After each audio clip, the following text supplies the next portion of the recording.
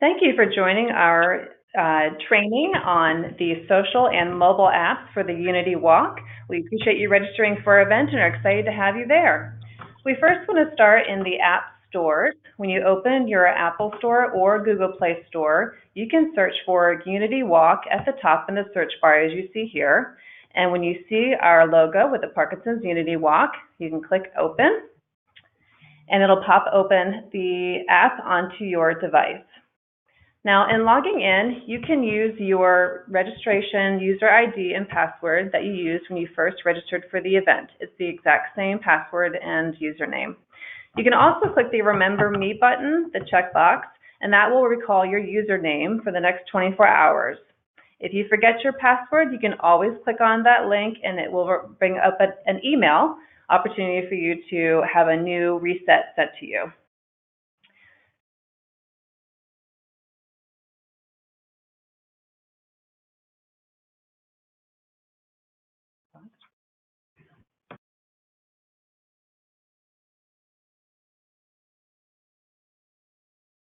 Am I good?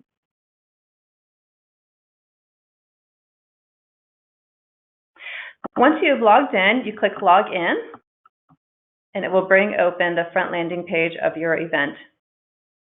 The first thing it will always ask you to do the first time you log in is to set up your preferences for how you would like to communicate with your potential donors. In this version, we have the opportunity to use LinkedIn, Twitter, Facebook, WhatsApp, SMS, which is your texting, email, and Snapchat. You can click and unclick to choose or unchoose any of these options. When you click Save, those will be the options that are presented to you for sending messages. Keep in mind that in order for these to work for you, you will have to have an account set up in each of those platforms and loaded on your phone and logged in. On the landing page of your app, it will always show you the event name that you're registered for. If you are interested in details on the event, you can click on the box with the arrow and it will take you to the event page. This is taking you to the website of that actual event where you can search for location and tools and tips and things like this. When you're ready to go back to the app, you can simply click in the upper left-hand corner and it will take you right back to where you left off. The other key information on this page, of course, is the date, as well as the thermometers that show you your progress to date. Here you see that I am logged in as a team captain or a team member, and so it's going to show me both my progress as well as my team's progress. You do have the ability to update your goal as well by clicking the little pencil next to goal for either yours or your team's goal. Simply click into that box and enter the amount you'd like to change it to.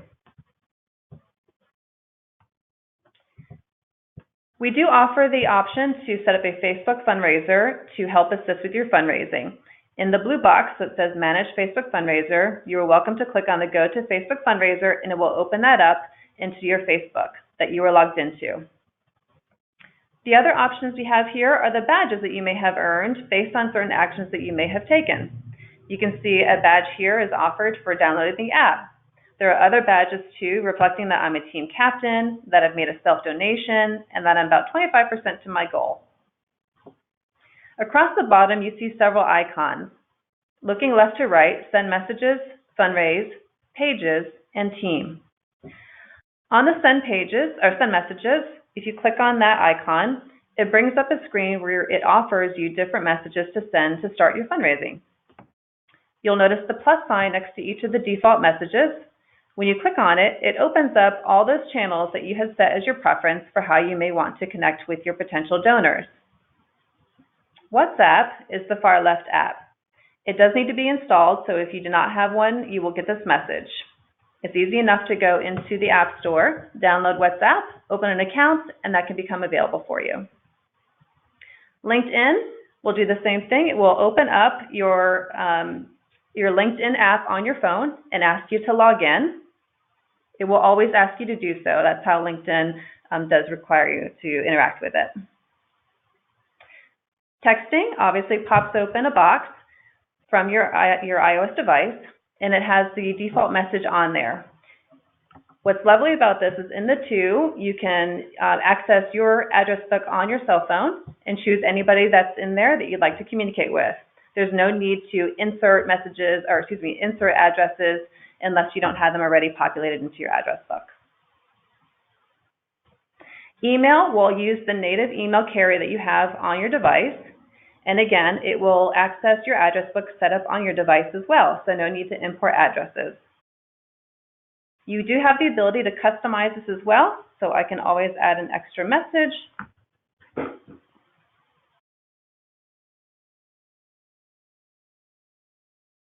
Before sending. I can also add pictures and things of that nature to enhance this message if I like. I also have the ability to do Twitter, and it will tell me, though, that if I am going to include a picture in Twitter, it is best to use landscape mode as opposed to the portrait mode to reflect the picture best in your Twitter post.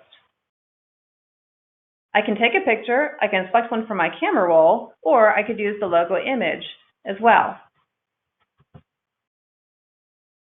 On Facebook, it will also ask me if I'd like to send a video, which is a lovely addition.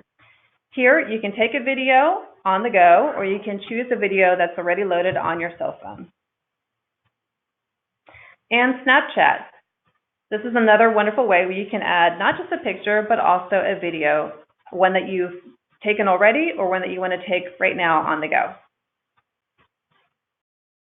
Each of these messages offer the exact same options, and you reach it just simply by clicking on the positive button. To collapse it, you just simply click on the negative button. Moving under Fundraise, this is listing all the donations that you may have received. Here it's reminding you that how much you've raised to date, being $5, and your goal being $100. My one donor I have is Kathy Kemp, and she's given me $5. When I click on the positive sign next to her name, it gives me the exact same social channel options for thanking her. At the top, I can also toggle to see my team donations to see if anybody has made a donation to my team. If I want to send a message to my donors here, I would just simply click on the purple banner. If I receive a cash donation or a check, I am able to enter a donation, or if I'm sitting having lunch with a friend and they want to make a donation, I can simply click on Enter Donation, hand them my phone, and here's where they can go ahead and make a donation to my participant page. After they fill out the donation form and make their donation, I will be able to go to my participant page and see that they've made that update, or see that the goal has updated. To go back to the app, I simply click on the upper left-hand corner. Under Pages, this is where I can set up and personalize my personal page. This is the personal page that also shows up in your participant center on the laptop. Within the personal page, I can scroll down and edit my story, clicking on the teal button.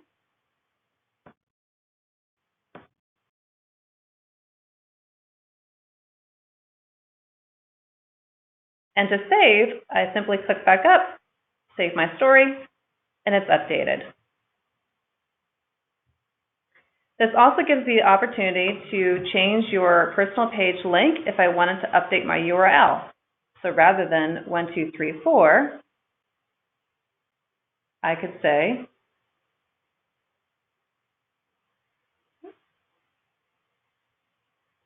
and it updates it. I am also able to copy the link and be able to share it in any other way I like on my cell phone. I can update my photo.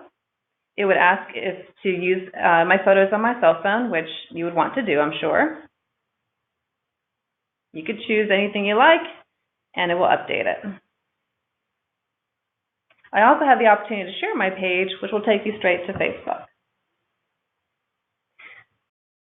As team captain, I also have the ability to make all these changes and updates to my team page as well. One of the most fun features is the filter.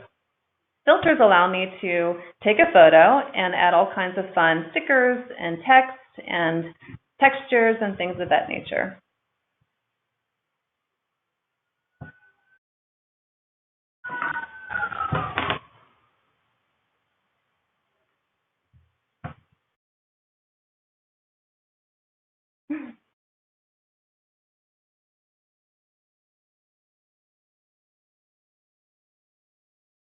I can even make the logo bigger.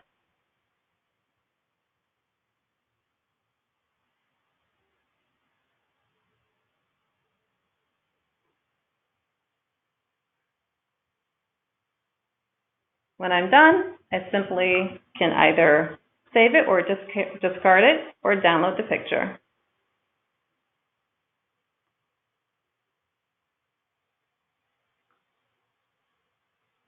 Under the Teams icon, I'm able to communicate with my team by clicking Contact Team, and this will allow me to email anybody on my team.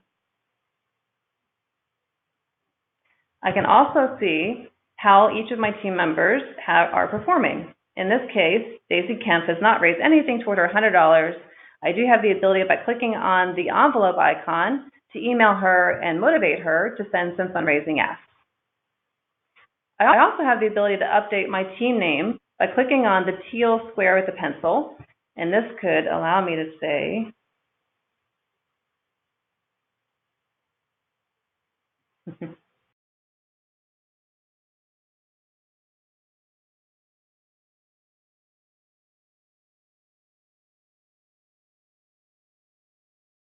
and when I'm done, I simply click OK.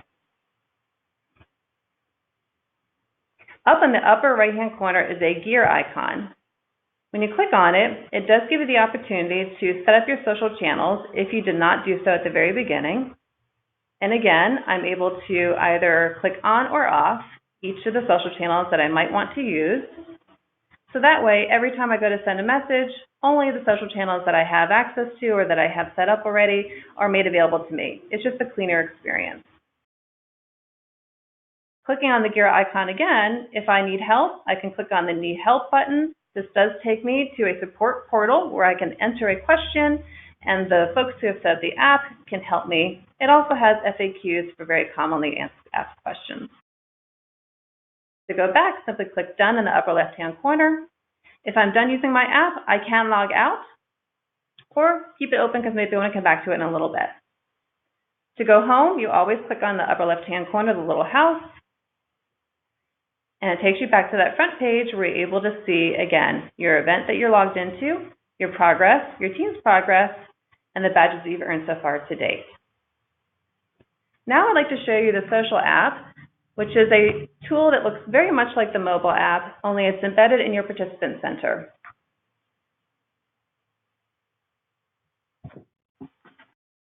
Once I have logged into my participant center, you see the icons across the top, which are very familiar in terms of setting up your personal page, checking out your progress, checking out the team page, sending email. But under the social tab on the far right-hand side, you see something that looks very familiar to the mobile app.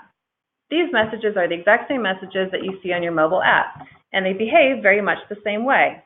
So if I want to send a message that's be part of the unified effort, I simply choose a social channel that I'd like to use. If I want to choose the next one, I simply click on it. In terms of scheduling messages, this is a fun feature that we have as well, where if I'm very busy, I want to just go ahead and schedule a few messages, make sure they go out just in case I forget. On the screen, I'm able to just click the checkbox of the messages I may want to send, and then choose the save it, and then choose the channels that I'd like to make sure this goes out through. And again, if I have a Twitter account, fantastic. If I don't, I can simply gray it out and they won't be sent through that channel. Up at the top, I'm also able to thank donors. I need to save it. Anytime you make a change, it will ask you to save it. That's the safeguard. At the top, under Thank Donors, this again is very similar to what you see on the mobile app when you see your list of donations. I see my donor, Kathy Kemp, who raised $500 for me, or gave $500. I have the exact same channels I'm able to message to her. You'll notice that WhatsApp and Snapchat aren't linked, and texting aren't added here. That is because you were on a laptop device. Those only show up when you're on a mobile device because that does require the app for the mobile device. The other feature we have here is Email Badge, and this is a nice way to be able to insert, using the code and following the instructions, into your email signature, a way for your friends and family and associates who see your emails, a quick way to go ahead and make a donation to you. It can also show you your thermometer and what you've raised to date. This does get updated every 24 hours. Finally, you're able to set up your preferences, much like that first screen that popped up on the mobile app that asked you what your preferred communication channels might be. Here you can do the same thing. I just simply click and it'll ask me to log in and set it up.